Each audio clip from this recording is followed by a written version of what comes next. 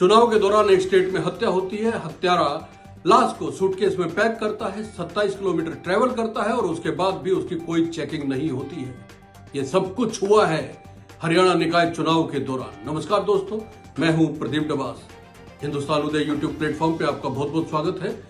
दोस्तों, हिमानी नरवाल हत्याकांड में बड़ा खुलासा हो गया है। आरोपी को पकड़ लिया गया है। आरोपी सचिन झज्जर के खैरपुर गांव का रहने वाला था और हिमानी को पिछले करीब 1 साल से जानता था।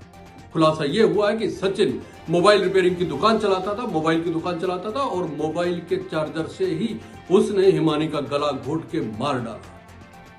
उसके बाद उसने सूटकेस में लाश को पैक किया और एक 3 व्हीलर बुला के सापला तक गया। सापला रोहतक से 27 किलोमीटर दूर पड़ता है और 27 किलोमीटर तक बड़ी बात यह है कि सचिन की कोई चेकिंग नहीं हुई, एक ऑटो की कोई चेकिंग नहीं हुई और वो लाश को झाड़ियों में फेंक के चला जाता है। 1 फरवरी को पुलिस को वो लाश मिलती है। हिमानी नरवाल के रूप में उसकी पहचान होती है। हिमानी नरवाल, आपको याद होगा राहुल गांधी की भारत जोड़ो यात्रा जब हरियाणा से जम्मू कश्मीर जा रही थी, मासूम सी लड़की घाघरा चोली पहने हुए हरियाणवी ट्रेडिशनल ड्रेस में लगातार राहुल गांधी के साथ चल रही थी और उसके वो फोटो उस समय काफी वायरल हुए थे। काफी उम्मीदों के साथ वो कांग्रेस पार्टी के साथ जुड़ी थी और लगातार कांग्रेस के लिए काम भी कर रही थी।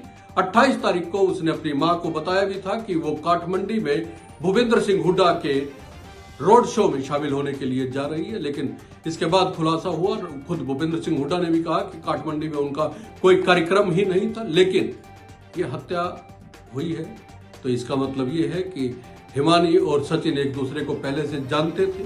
सचिन रात को 27-28 तारीख की रात हिमानी के घर रुका भी था और वहीं पे पुलिस ने बताया है कि उनका झगड़ा हुआ और झगड़े के बाद सचिन ने हिमानी का गला घोट के कत्ल कर दिया। कत्ल हुआ ये एक अलग बात है दोस्तों, पुलिस ने पकड़ लिया, ये पुलिस अपनी पीठ थपथपा रही है।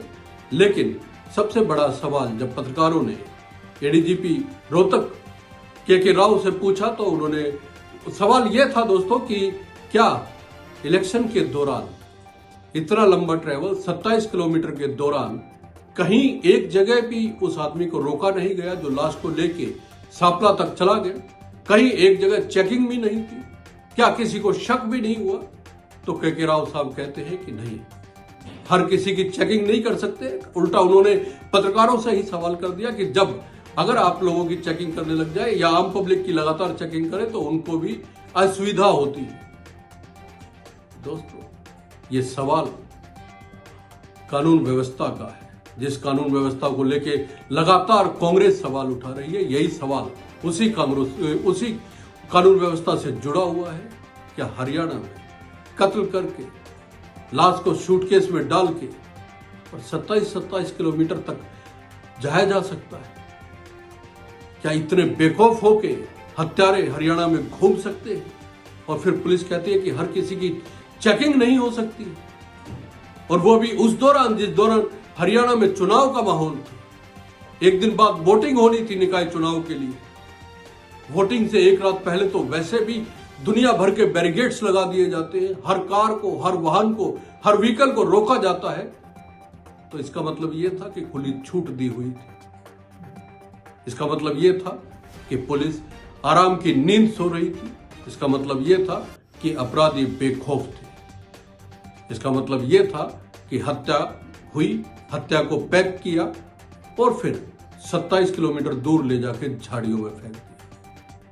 और फिर पुलिस वाले कहते हैं, पुलिस के अधिकारी कहते हैं कि यह बड़ा मामला नहीं है क्योंकि हर किसी की चेकिंग नहीं कर सकते। यह बड़ा मामला नहीं है, मैं चेकिंग के संदर्भ में कह रहा हूं दोस्तों। पुलिस को लगता है कि यह चेकिंग जो जिस दिन खुलासा हो जाना चाहिए था, जिस रात अपराधी को पकड़ लेना चाहिए, 2 दिन लगे हैं। सूत्रों को खंगाला गया है और मोबाइलों को खंगाला गया है, तार जोड़े गए हैं और उसके बाद अपराधी पकड़ में आया। सवाल यह भी है कि क्या इस मामले पर अब राजनीति शुरू हो गई है?